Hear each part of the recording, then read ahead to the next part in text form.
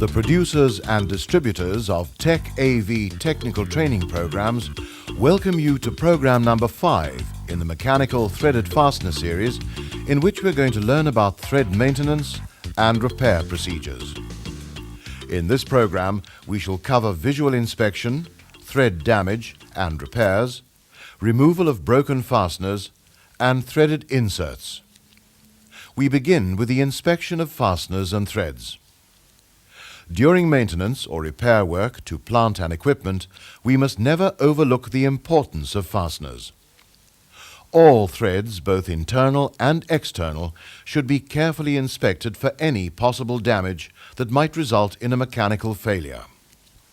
On external threaded fasteners, we must take note of such problems as rusted or corroded sections which severely weaken the fastener, damaged and worn hexagons, usually the result of using incorrect tools, damaged or worn socket heads, as in this example of a damaged Allen cap screw socket. Look out for bent fasteners, and look out for any damage to the threads. Any fastener, especially those that are to be used in critical parts, must be in perfect condition.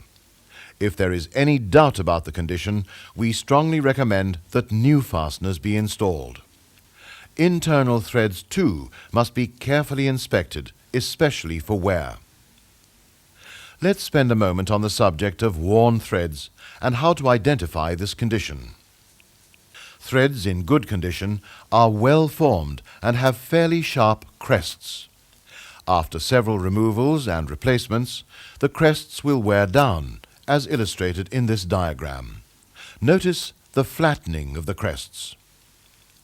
Only a careful visual inspection can reveal a worn internal thread. By obtaining a new fastener, one can assess internal thread wear by hand-fitting the fastener, threading it into the hole to a little over half the depth, and then seeing if the fastener wobbles round. External threaded fasteners with worn threads must not be reused, as there is no practical method of repairing them.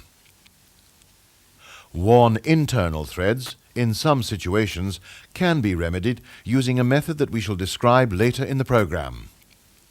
After the break, we shall look at methods for repairing light thread damage.